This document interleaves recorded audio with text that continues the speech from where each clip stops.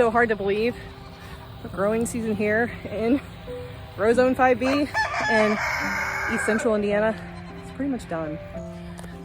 The weather this year has been just so weird. It's been a big old roller coaster of hot, cold, rain, no rain, rain, no rain. And this is probably the earliest that I've ever seen the farmer from next door harvest that field. Now, given this year, he just has soybeans, and soybeans seem like they dry quicker than the corn. It's readier faster than the corn. And I've just never seen it harvested this early. And I think it's because we had a whole bunch of rain. So a lot of our plants here matured really quick. Even if you got stuff in the ground late, because of how hot and humid it was and how wet it was, things just like sprung up overnight. But we've had about a month where it's been really, really dry, a month and a half. And I think that has made it a little difficult with making sure that we get these harvests in earlier than usual. All right, so something new we're doing this year, guys. It has been a year of just learning and doing things on the fly, and behind me is one of them. So I've been really interested in tree fodder the last couple of years, especially with, it just seems like every year the feed prices go up, which is normal, things go up, but this year it's been exponential. So I, on my homestead, am looking for ways to do this a little bit more cost effective. And one of the things that we usually just mow down and let Mother Nature have are the spent corn stalks from the year. And you guys can see there's been a lot of them. I've already cleared out a whole bunch right there, but I've got all this behind me, and I've got actually a couple more watermelon vines. But I started looking at tree haze. I started looking into different types of fodders, feed fermentation, the whole 9 yards, because you know, the way that prices are going, it's making this harder on anybody to be a little bit more self-sufficient. So any way that I can kind of help myself and help my farm so that I can keep running my operation at the size and magnitude that I want, with the ease of running financially. It's a big one, guys. The ease of running a homestead financially. So I've been pulling a lot of my different corn stalks that are either spent, or even if there's corn on them that I missed or has already gone bad. Another reason we had to do this is because we used that landscape fabric this year. We rolled down the landscape fabric for weeds, but then it was like, oh, we grew tall corn this year, and a lot of it. How are we gonna get that up without pulling up all the corn? And really there's no real good way of doing it except letting the goats come in, which that might be an option, but I also don't want to tear up my fabric. I want to keep it as usable for next year as I can. So I've been going through and picking corn stalks, knocking them down, pulling them up out of the ground. And I decided that I'm going to be bundling them this year and putting them up in my barn for fodder during the winter time, which is good. Even though my goats, normally that wouldn't be their fodder of choice when it comes to the fall, late winter, when things are dying back and they don't have as much wonderful forage as they do right now in these warm, plentiful months. This corn is going to look like the biggest, fanciest hors d'oeuvre that they've ever seen in their entire lives. And I am for that. I am for letting my goats live a fancy lifestyle with my spent corn stalks. So that's something we're doing. Once I get my landscape fabric up, we will be using our chickens to till and add nitrates back in and opening it up, letting the donkeys, the goats on it.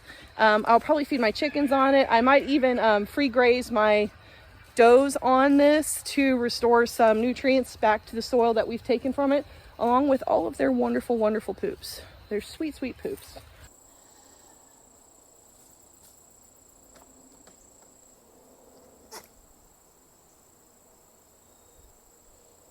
Oh gosh, you're gross. Put it away. Put it away. You're so gross. You're gross, dude. You're gross. You're so gross. Oh, is that how you feel? Is that how you feel? So it's been about a week since this fella came out, and you might be able to tell he has had some scours this week, which really concerned me, because anytime around, you know, goats get stressed, and they can stress pretty easily. And the fact of the matter is, when they're this young and they're this small and they have something like that happen, and I'm just trying to monitor to make sure they're drying up. is that it can dehydrate them really fast, and it can kind of make them susceptible to become sick with other things. So I've really been watching him. His Filmmaker score wasn't bad, but I'm guessing the stress of being moved from the barn out here and competing with two very ruddy bucks kind of just pushed him a little bit over the edge and made him feel a little icky. So he has gone 2 days no scours. He doesn't look like he's had anything new, and I keep trying to watch the pen for any new signs that he is scouring or he's not feeling good. And he throws me off because he's not a ruddy buck like my other two. So like when I have to come find him and he's not flying up to the fence, or he's not standing at the fence being a complete yahoo like Flu and Lovey over there, then it scares me. But then I have to remind myself that he's not mature, he's still young, and he might just need to chill out over here in the shade away from these big crazy ruddy bucks, because he hasn't been feeling that good this week. But it does look like he's on the mend. Just trying to keep a good eye on him and make sure that I monitor if he's scouring or has diarrhea, for those of you that don't know what scouring is. And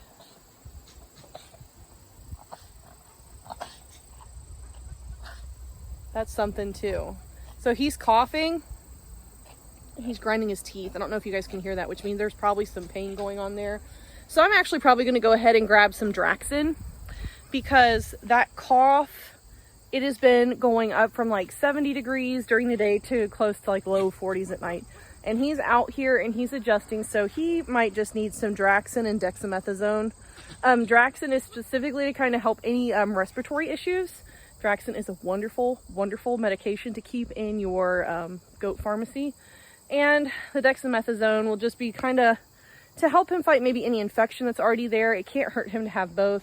So I think I'm probably going to give him both, which means he's going to hate me because it involves needles. Sorry, dude, I just need you to stay healthy, okay? We just need you to stay healthy so you can have babies.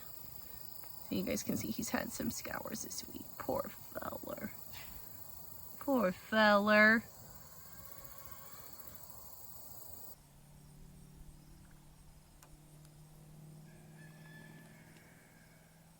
Can tell you're a favorite.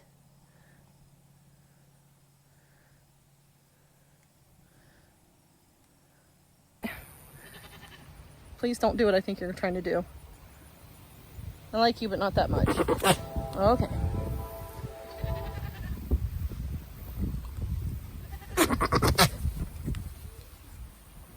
Okay.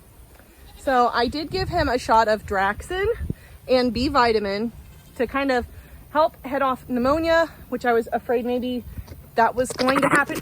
Yes, hello. Hello. Hello. So the shot of Draxin was to kind of help head him off from early onset of pneumonia, which is really not good for these young guys. I gave him B vitamin because B vitamin is going to genuinely just make him feel better, and it's kind of like to pull his appetite up too, because he wasn't wanting to eat or anything. And oh my gosh, oh, not YouTube appropriate. And then the next day I decided, because he was still kind of acting icky, but like that, there were other things that were not going on. Squeakers is being a tease through the fence.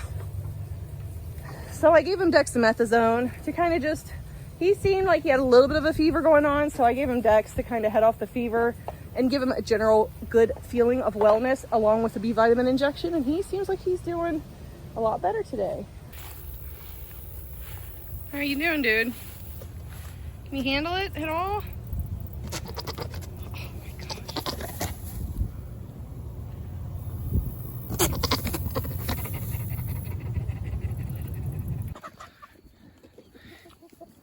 Flushing out the girls before breeding season.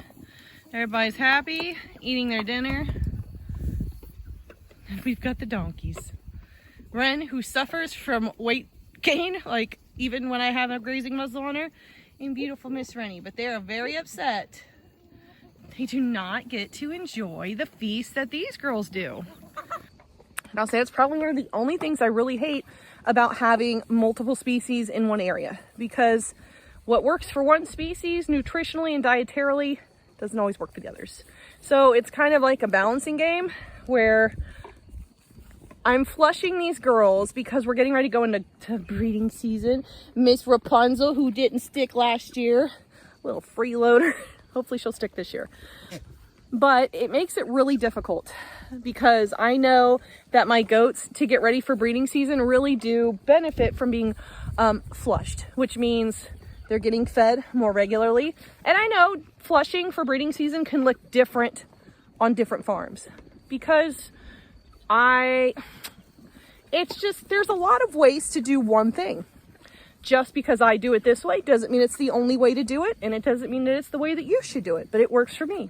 So a lot of my girls, when they're not on the stand, which is a good portion of the girls this year were not on the stand, they did not get any type of supplementary feed outside of browse through our pasture. So the only girls that got grain were the girls that I had on the milk stand. I was milk testing. Everybody else is on regular pasture. And the purpose, hi Sunny, looking for more food. The purpose of flushing your girls is so that you're upping the nutrition that they're taking in, the calories, so that it can then help them to turn those calories into baby making fuel. So that the better in shape they are, they don't need to be fat. Oh, how did that happen? Sorry. They don't need to be fat, but they need to have a little extra on their bones. And the reason for that being is going into heat and then wanting to procreate. While it's bothersome for the bucks, it can also be a little bothersome for your girls. So it's good to give them a little bit more caloric intake to help them become mothers easier. And it actually ups the possibility that they'll give you multiples. So maybe I need to really flush you out because you only gave me a single. You only gave me one buck this year, a single. Oh, she loves me. So that's part of how we get ready for breeding season. We're not there yet. We have, I think it's a week or two until the first doe goes into heat in the time period of where I'm going to allow my girls to start being covered by the buck. Hello, hello, hello. I'm very popular, very popular, so popular. It really does pain me to think that the biggest portion of our growing season is already behind us. That fall is right around the corner, and that means winter comes. But to err on the side of positivity, we do have breeding season, which means we get to take our does on little dates with our bucks, and there's lots to look forward to, even in the changing seasons, and that might just be a little bit of rest for us. So we hope that you guys have enjoyed our video. If you did, let us know by dropping us a comment, leaving us a like, and subscribing. But until next time, we hope that you are all staying safe out there and being kind to one another. We'll catch y'all on the next one. God bless you. Bye, y'all. See you, Tom.